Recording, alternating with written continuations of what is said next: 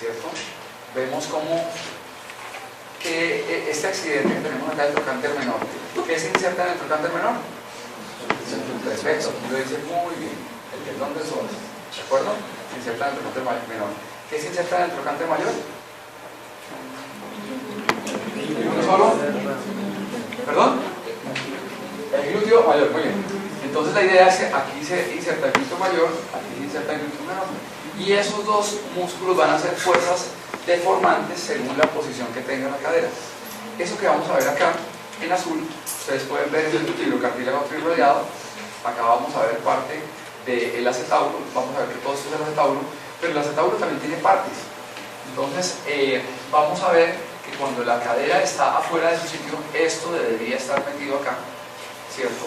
La parte superior del acetábulo se va a denominar el limbo, y el limbo es una estructura blanca que hace que la cadera tampoco encaje fácilmente. Eso hace que el limbo sea una estructura que impide que la cadera se reduzca, y ya vamos a ver más adelante para qué sirve eso.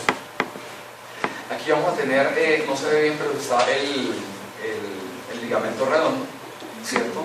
El pulvinar, cuando lo lean ustedes, es grasa que está dentro de la articulación. Y acá vamos a tener el ligamento transversal, que ya vamos a ver para qué sirve todo esto. Ok. ¿Qué es lo que hace uno normalmente? Uno reduce la cabeza a su sitio, pero vamos a mirarlo que se ve mejor. Entonces, imágenes de Netter donde vemos el tendón del psoas, cómo llega al trocánter menor, vemos como la cápsula articular,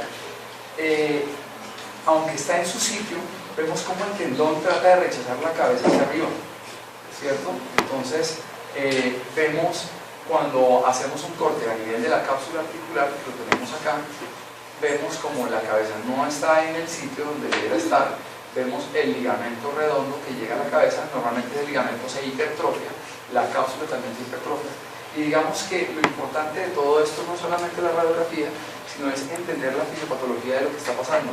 Si ustedes se dan cuenta, los tejidos blandos son los que ayudan a que esto suceda y que las caderas no sean reducibles fácilmente. Ok, nuevamente desde el acetábulo. Acuérdense que el acetábulo tiene una forma de herradura que no es completo, que la parte de abajo, aquí va el ligamento transverso, y si el ligamento transverso está demasiado tenso, la cabeza tiene la tendencia a salirse de su sitio, ¿de acuerdo? Fibrocartílago trirrodeado. Ok, ligamento transverso. Bueno, vamos a hablar un poquito del labio. Es una estructura fibrocartilaginosa ubicada en la periferia del acetábulo. Es esto que nosotros vemos acá. Ese es el labio. El labio lo que hace es un empaque, y ese empaque lo que aumenta es la superficie de contacto de la cabeza con respecto al acetábulo, lo cual lo hace mucho más estable, ¿de acuerdo? Y aquí lo dice, aumenta la profundidad aproximadamente entre un 20 y un 50% del fondo acetabular. En el niño con displasia normalmente esto se invierte y hace que se bloquee mecánicamente la reducción de la cadera, que es lo que vimos anteriormente. El limbo es esta estructura que vemos acá en la parte de arriba, y cuando se presenta normalmente tiene esta forma que ustedes ven acá, es como un triangulito, que también se llama como esa punta, la ceja de Fowler, exactamente. Entonces el limbo es la imagen, el limbo es una estructura anatómica, mientras que la ceja de Fowler es una estructura radiológica, ¿de acuerdo?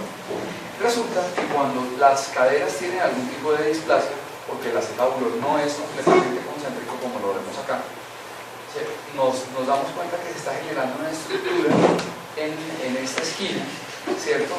Que se denomina el neolimbo. Es un surco de cartílago que normalmente se genera por hipertrofia de ese sitio a nivel de la región superlateral del acetábulo.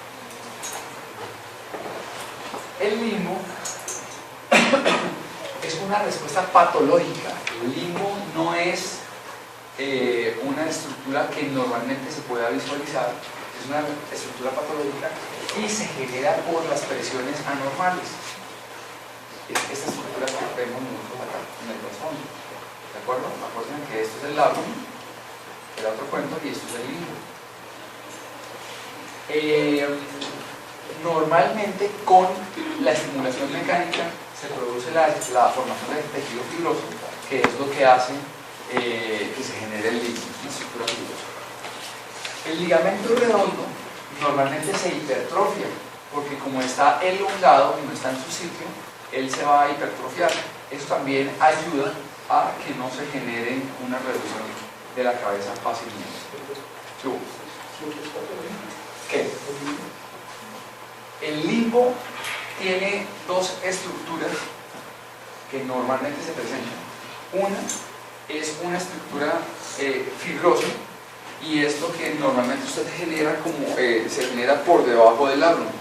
Y ese limbo, digamos, es el sitio donde está la estructura normal. Pero el limbo, cuando se visualiza o se genera, es una respuesta fibrocartilaginosa. Entonces uno podría hablar que siempre va a ser una respuesta anormal, ¿de acuerdo? Y inclusive es la respuesta a una presión anormal. Siempre lo va a normal. Okay. Los vasos sanguíneos van a nivel del ligamento redondo, y recuerden que ellos dan el 5% de la circulación de la cabeza femoral. La mayoría de la circulación de la cabeza del fémur se genera por la arteria circunfleja, y eso también lo vamos a ver más adelante. Ok, ya hablamos del ligamento transverso. Esto, digamos, que es la parte no tan agradable de la presentación. Sin embargo, ustedes, por eso les dejan no lo anotar antes de prestar atención. Sin embargo, lo que más vamos a hacer dentro de estos son ejercicios que ustedes van a aprender un poquito más con eso. Dentro de la fisiopatología, ¿qué es lo que pasa? Normalmente la cabeza, como ya se dieron cuenta, empieza a desplazarse. Cuando se empieza a desplazar, se empieza a generar cargas en diferentes sitios del acetábulo, se genera limbo, se genera alteraciones a nivel de la cabeza. Eso va a generar retardos de la consolidación.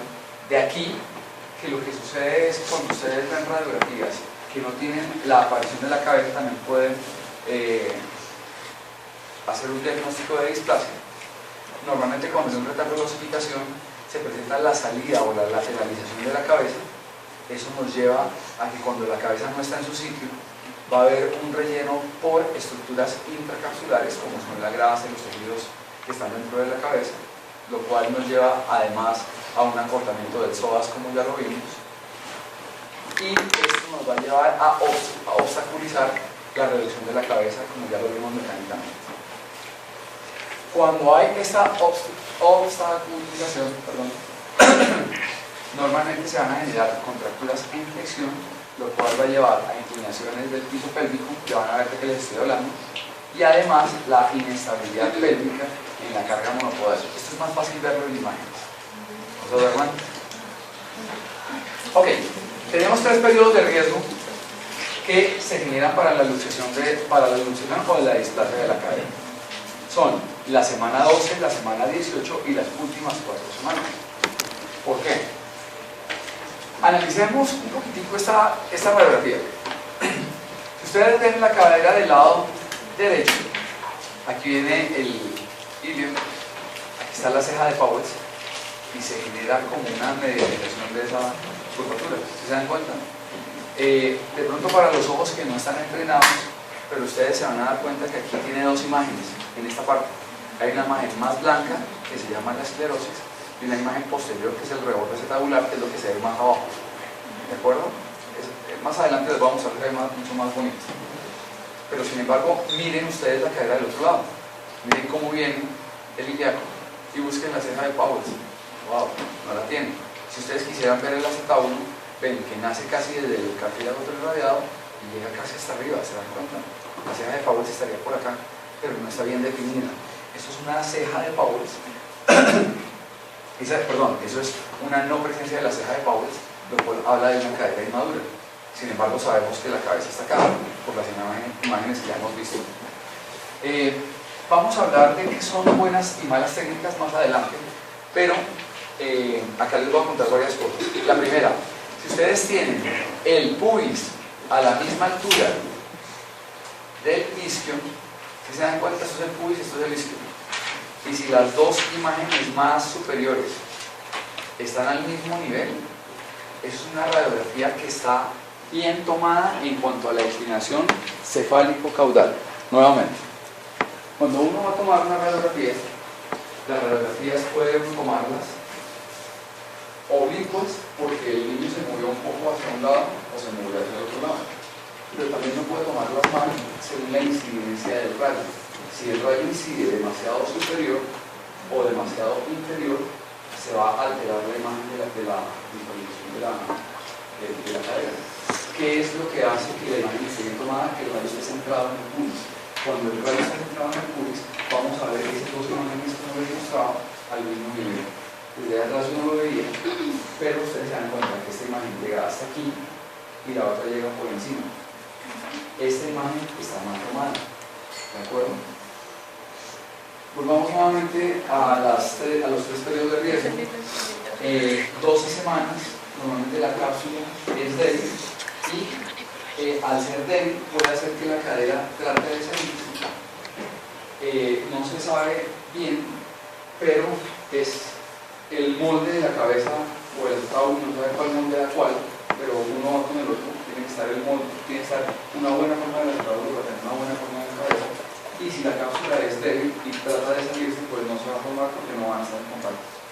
En la semana 18, normalmente empieza la actividad muscular, 18 años, cuando se empiezan los movimientos fetales, y en este momento, si la cabeza presenta una inestabilidad por la razón que sea, también se puede producir una salida de la cabeza, lo que hace que no se forme de forma adecuada. Y en las últimas 4 semanas se habla de efectos mecánicos, ¿sí? Por decir algo, el paciente viene en podálica, si el paciente o el bebé o el feto viene un infarto gemelar, eso lo vamos a ver más adelante también en la parte de los efectos mecánicos. Hay factores extrínsecos e intrínsecos para la displasia de las caderas. Esta imagen que ustedes ven ahí es un bebé que tiene, no es todo lo que ustedes tengan asociado a cualquier síndrome o síndrome, eso no es displasia de cadera. La displasia de cadera se da en pacientes completamente sanos, que no tienen ningún tipo de patología asociada. Este paciente tiene una artrogriposis, que es un síndrome de contracturas múltiples. En esos hay muchos síndromes donde se presentan alteraciones como estas, ¿de acuerdo? Es para que lo tengan en cuenta. Entonces, cuando ustedes tengan situaciones como esta, lo primero que tienen que pensar es, eso no es lo que uno ve normalmente en un niño con displasia. El niño con displasia normalmente es un niño que previamente es completamente sano, y cuando ustedes ven eso tienen que pensar en algún tipo de patología asociada. Hablábamos de factores que se presentan para desarrollar la displasia. Hay unos que son extrínsecos, otros que son intrínsecos. Los extrínsecos son el oligohidratmius. ¿Saben qué es el oligohidratmius? ¿Cierto? Ok. Pacientes que son su primer bebé. La razón, el músculo a nivel del útero es mucho más, la consistencia es mucho más fuerte, por decirlo de alguna forma. Y este útero hace que se apriete mucho más el bebé, lo que hace que se piense que una de las teorías mecánicas es precisamente las mamás que nunca han tenido bebés por las características del músculo a nivel del útero. Los partos distóxicos, ¿saben qué es una distosia? No, los partos distóxicos son partos que se generan en posiciones anómalas. Por ejemplo, cuando el bebé tiene el perímetro cefálico demasiado grande y la mamá tiene una pelvis pequeña. Imaginémonos una materna de 14, 15 años donde la pelvis es muy pequeña. Entonces la distosia nos habla de una imposibilidad para el canal del parto, y sería una indicación, por ejemplo, para cesárea en ese paciente que les estoy mostrando. Lo otro es, vamos a ver cómo la forma de vestir o ciertas culturas también pueden generar algo de displasia por la posición que generan dentro de su forma de vestir. Y vamos a ver que entre los factores intrínsecos va a estar principalmente presente en raza blanca y en familia